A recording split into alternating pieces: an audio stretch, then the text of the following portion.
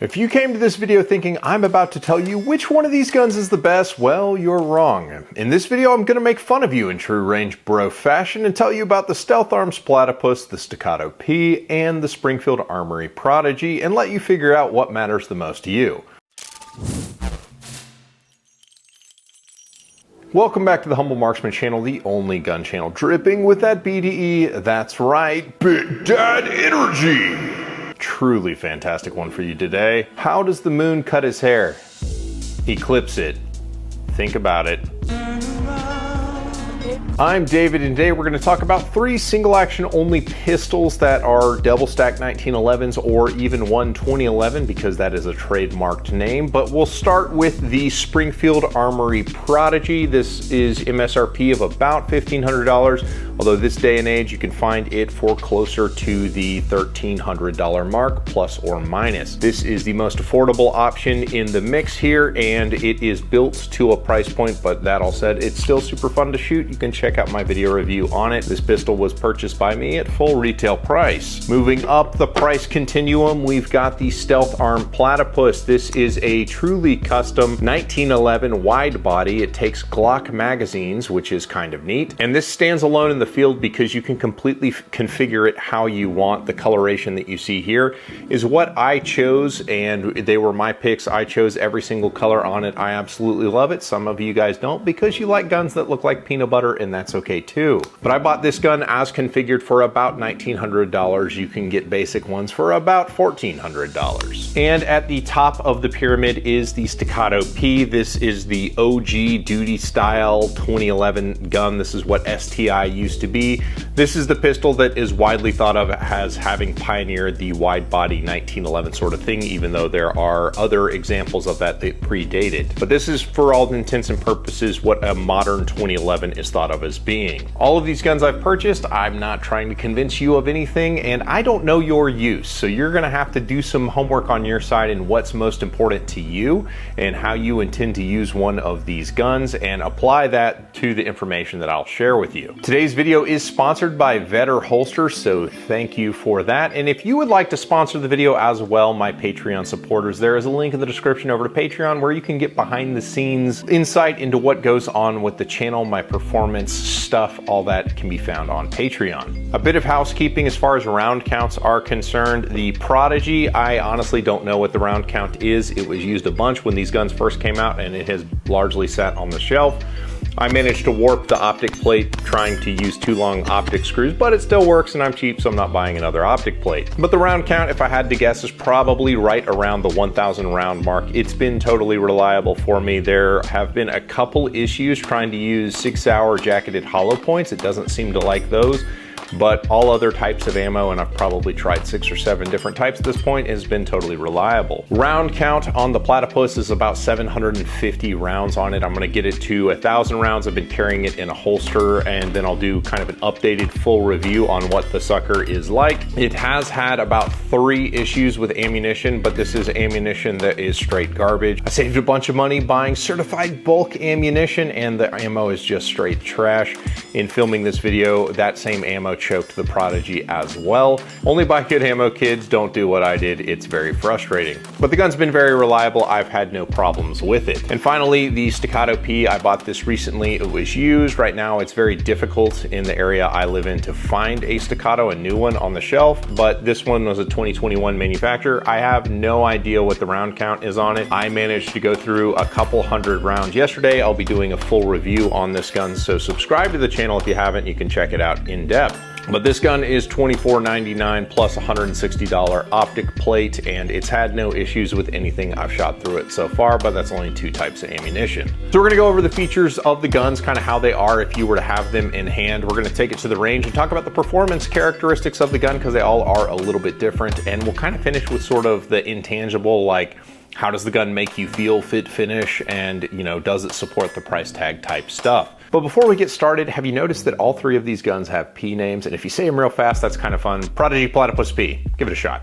Try it out. So the guns, both the P and the Prodigy are both polymer gripped but steel framed 2011 designs. Modular, that means the plastic bit bolts onto the steel bit. They're both north of 30 ounces. This is about 32 ounces with this optic. This is roughly the same. They both have flush length bull barrels, and what that means is a big fat barrel. You can see how thick that barrel profile is going back all the way to the chamber. It adds a bunch of non-reciprocating weight to the gun, and it makes the guns just a little bit heavier. But the only all-metal gun on the table, which is the Platypus, has a bushing barrel, and so it's just got a thinner profile barrel going back to the thing. It's a little bit more of a pain in the butt to take apart because you have to deal with the barrel bushing. Some of you guys don't mind that. I prefer a bull barrel personally. As far as the internals are concerned, both the P and the Platypus both have tool steel internals, meaning that they're made out of hardened steel, and the geometry on all the parts is going to hold up for a very, very long time. Whereas the Prodigy, which is built to the price point, has metal injection molded parts. That's going to be like your grip safety, your manual safeties, disconnector, some of the fire control group, etc. It's gonna be good enough if you are a high round count shooter, north of 10,000 rounds a year through the gun.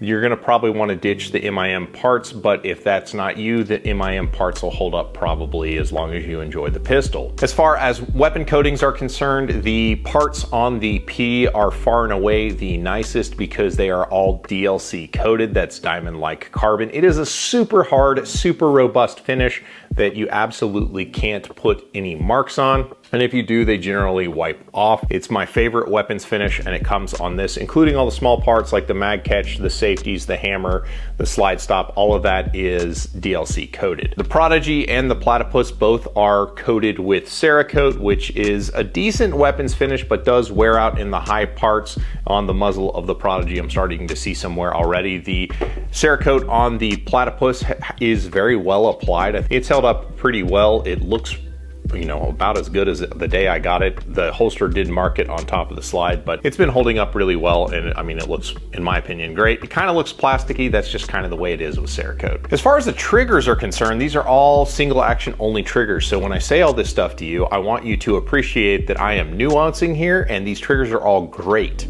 But the Platypus absolutely has the best trigger out of the box, which in the middle price point, it has a trigger I would call a gunsmith style trigger, where the throw is very, very short and the break is super duper crisp, and the reset is very, very short as well. This is easily the best trigger out of the lot. It's got a medium curve profile, which is sort of my preference in the trigger game. I could see people wanting a shorter trigger, but then we get onto the other triggers with the Prodigy right here. It is an aluminum trigger, also medium curve profile. The pull weight on this one is about 5 pounds. It's only 3 pounds, just north of 3 pounds on the Platypus, whereas this one is kind of a creepy, it's set up pretty short. There's a little bit more over travel. The take up is dialed in nicely. It's just, you can kind of feel the squish of the MIM parts on the trigger as you pull it. It's not terrible. In fact, it's very, very good. It's very shootable at speed. I can't tell a difference, but if you ask me to pin my ears back and aim, I can appreciate the precision of the Platypus trigger over the other two. And honestly, disappointingly, the Staccato's trigger is really nothing special. It's in a similar class as the Prodigy. And a little bit of take up, a very good weight to the trigger, providing a lot of feedback, decent wall until it starts to squish a little bit in the creep, and then it eventually lets go at about 4.5 pounds and a little bit of over travel. It's a very good trigger. It's absolutely fantastic. If all you're used to is striker guns, you're gonna say this trigger is absolutely amazing. If you're a cork sniffing 1911 snob, you'll be like, this is just okay. But all the triggers are fantastic. They're gonna shoot as well as you are. And moving on. From a spec standpoint, both the Prodigy and the P have ambi safeties, meaning you can deactivate the safety on either side of the gun. And the Platypus, at the time I ordered it, it was only available with a single-sided safety, but they now offer an option for the other side. Now, one thing about the safety design on the Platypus is it is not a large paddle style safety, which is what I actually prefer. They're just sort of elongated on the P P right here. They're also elongated on the Prodigy. They make a nice place for your thumb to rest, and on a single action only gun, that's kind of a nice feature to have. On the Platypus, the safety profile is just a little bit narrower. It's kind of like tapered. It doesn't provide as good a ledge for your thumb to rest on. It's not an issue, but if you let me pick, I prefer the style of the other gun safeties. As far as the cases that the guns come in, that shouldn't matter, but people wonder about it. The Prodigy comes in an absolutely terrible, like a gun rug range sleeve. It's better than a hard case, I guess, but it comes with 2 magazines, a 17 and 20 rounder. The magazines are pretty cheap. They're available for 40 bucks if you can find them, but since they work in all the other 2011 style pistols, they've been selling out quite a bit. I've had good luck with mine, although I have heard of some issues on other ones. And the Platypus comes with 2 OEM GLOCK 17 round magazines in a very nice range bag. It's easily as nice as the Staccato range bag, made in America, as is the Staccato's range bag, which comes with 3 magazines. It's got 2 17 rounders and a 20 rounder. The Staccato mags are the most expensive, but still reasonably priced for 2011 mags. They're only about $70 a piece, which is a lot, but at the same time, competition 2011 magazines cost between $120 and $160. So just let that sink in. At least it's not that much, right? Talking about the grips, both the P and the Platypus have mag wells as available options straight from the box. However, the Prodigy does not. It just comes with the bare plastic grip at the bottom. It is a very large hole, so it's very easy to get magazines to seat. However, you will tear up the bottom of your grip if you're trying to reload at speed. The grip texture on the P is honestly ideal for not tearing up your smooth, supple daddy tummy, but at the same time providing usable traction. It really is sort of a Goldilocks style grip texture. If it were a pure enthusiast gun only being worn in a race holster, I'd want the grip to be more aggressive, but if it's going on an inside the waistband style holster, this actually works well. The Prodigy is actually the grippiest of the lot. If you just kind of touch it, it just kind of feels like a medium fissure, but if you actually put a good squeeze on it, it kind of sucks the flesh of your hand into the little crevices there, and it really locks in quite beautifully.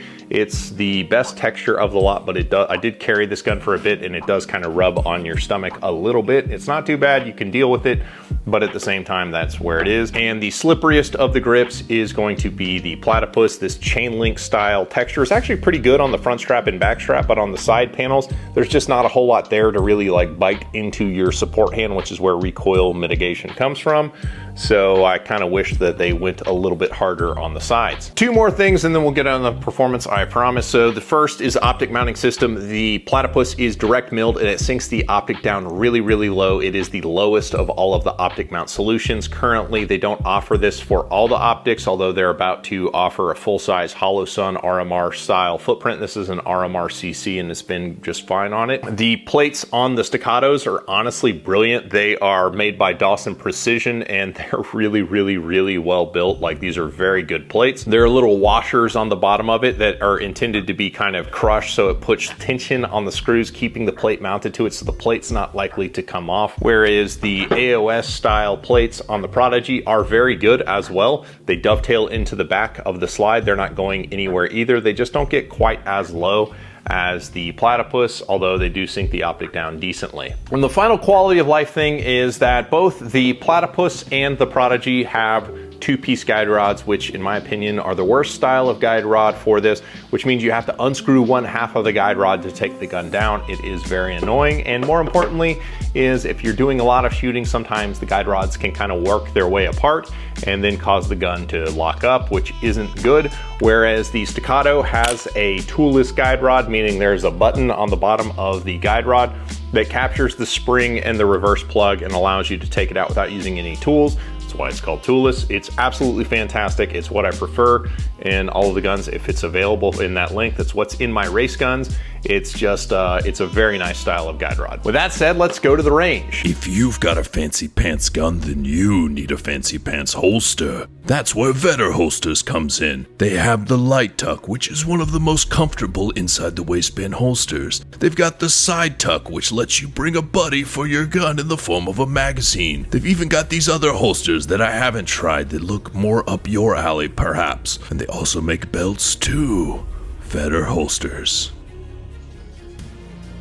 So on the range, we talked about the bull barrels and what that means. All of the guns weigh about 30 ounces. The polymer gripped ones are going to be the softest shooters. They're a little bit heavier than the platypus. The plastic in the grip actually deforms as you're shooting it, and the squish absorbs some of the recoil, so they're just more pleasant from a shooting experience perspective. They both also feel like they recoil the least, the Prodigy being the lightest recoiling, followed closely by the P. Platypus is by no means difficult to shoot. It's just stiffer, meaning because the frame is a stiffer material, it dumps more of the energy from the round into your arms and hands. So if you don't have a good squeeze on this, it'll kind of beat up your grip a little bit, but once you have the gun seated, it's pleasant to shoot as well. There is a ledge, and I talk about this in another video, right there on the outside, on your trigger finger side of the grip, that is a little bit, it needs to be eased, honestly. And in a long enough range session, you will begin to kind of feel it, at least I do, putting a good squeeze on it just from the recoil, but it's still a very pleasant gun to shoot. As far as accuracy is concerned, all the guns are as accurate as I am. I did not get out of bench rest because I do not care about bench rest accuracy. Standing unsupported, I was able to put up the same group size with all the guns, which is good enough for me. The better trigger was able to generally get better accuracy for me from the platypus. The bushing barrel does a great job. Putting the same amount of focus, I could not get, any better accuracy from one gun or the other, but a small amount of focus in a practical context, I was easier to be accurate with the platypus, given its more predictable, better, lighter trigger than the other two guns. But going at speed, the guns are basically the same as far as I was concerned. Because all three guns are full gripped, full size guns, they would all work great in a holster for a competitive use or a home defense, even concealed carry. They all kind of work in that space if you're comfortable with them doing so. One thing that's worth noting for manipulations, charging the gun, clearing malfunctions, is the serrations on both the Prodigy and the Staccato are very, very nice, whereas the front serrations on the platypus are very, very light. They're just, they're not really there. They're very slippery. For home defense use, any of these guns work fantastic. If you made me pick one for competition, just out of the box from, I don't like to fuss with guns. If you're somebody who likes to tune on guns and stuff like that, I think out of the box, the Staccato is probably set up the best for like a competitive use because all the internals are tool steel. They're not going to break with high rounds, and the DLC coating on all the small parts is not going to wear out. It's a good enough trigger. It's got a magwell on it out of the box. So that sounds ridiculous to say. I realize it's $1,000 more than the Prodigy and $600-700 more than the platypus, but at the same time, with a competitive gun, it's just the hassle of keeping it in operation. The DLC coatings on the gun are better. The ease of the takedown with the toolless guide rod is nicer. I like taking down bull barrels more than I like taking down bushing barrels. It's just very easy to live with from it's a hassle to live with the 2011. They take more time to clean. They take more time to take apart. They're just generally a little bit more effort to keep in operation, and the setup from the P is probably going to take the least amount of effort to keep going. The platypus is just a few ounces lighter, and it's just a little bit jumpier, which is why I didn't throw it in the ring for the competitive guns. I would probably use a light mounted on the platypus in order to give it just a little bit more weight to make it kind of keep up with the bigger boys. In fact, you might need a light anyway to get the holsters to work, because I have a square guard and a full length rail. There's not a lot of holsters that will take this gun out of the box, so that if you use the light holsters, then you at least have that going for you. And finally, closing out with sort of the pride in ownership of all of these guns. The Prodigy, if you just grab it and manipulate the slide, it feels decent. The fit is a little bit looser slide to frame than the other guns, but at the same time, it still feels really, really good, way better than any of the service grade strikers pistols as far as the fit, finish, and feel of the gun. Trigger is very good. The safety is being the other thing that you're going to notice. It's just not as positive as like a high-end gun, but it's not bad in all seriousness. It's very, very good. If you're a casual shooter, the Prodigy is squared away. I realized that there were issues with some of the Cerakote slowing down the slides for some people, causing issues with the guns. Neither of mine have had that problem. I think they've got it addressed now at Springfield, but at the same time, it's not a bad gun. I actually really like the Prodigy. I think it's a great value. Moving into the Platypus, it does substantiate the price point being closer to that $2,000 mark. Just the case that it comes with, the quality of the gun and how it is set up, how you can configure everything about it. If you are a peacock, you can let that peacock fly with how you choose to spec it out. I've got like 4 or 5 different colors of Cerakote on the gun, and it came out exactly like the gun builder showed me it would on the website. The only gripe I've got about the gun is the 2-piece guide rod, really, and this one little ledge right there. Everything else about the gun is great. The weight is very nice for carry. I wish it were heavier, just a little bit heavier for competitive use, and I wish it had more traction for the grips for a competitive use. But for a general interest gun, for a home defense, for a carry gun, it's absolutely amazing. It's switched on. It absolutely feels like the price tag. It supports it and then some. I mean, they make everything on the gun in Ohio. It's absolutely fantastic. It's just a really cool gun. I'm really happy to have it. And the Staccato P, like, this gun is weird because it costs $2,500, but if you go on Instagram and listen to people, it's like, Staccatos are trash. You gotta send them to some place to tune them up. Like, guys, Staccato makes amazing 2011s. They are the standard for a 2011. It's just that, you know, all the high-end bros bought Staccatos, and then people who wanted to cork sniff had to, you know, spend money to make their $2,500 gun in some way cooler than everybody else's $2,500 gun to stand out from the crowd.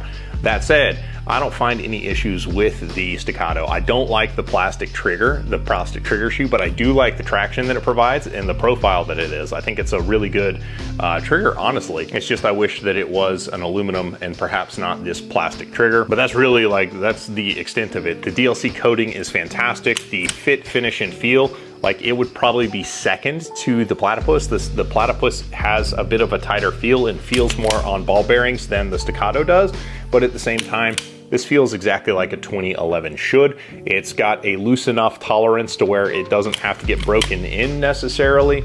It doesn't hang up on the disconnector as I go to the rear. It's got, in my opinion, the better optic mounting system. This doesn't sink the optics down as low as the other 2 guns necessarily. In fact, it is the highest of the 3, but the backup sights that it provide are Dawson Precision sights that make the best sights on pistols, period, as far as I'm concerned. I resisted getting a Staccato for a long time, but they really are kind of the standard that all these style of guns are kind of compared to. You probably won't be disappointed with a Staccato in any way. It is expensive though. I do agree that a $2,500 price point, especially with options coming in sub $2,000, and later this year we'll have options closer to $1,000 made in America. Subscribe and we'll talk about all of this kind of stuff. The price point is high, but the quality that you get is very, very good. So that's a look at the Prodigy Platypus P, and if you have any questions, sound off in the comments. Appreciate you guys, and I'll catch you on the next one.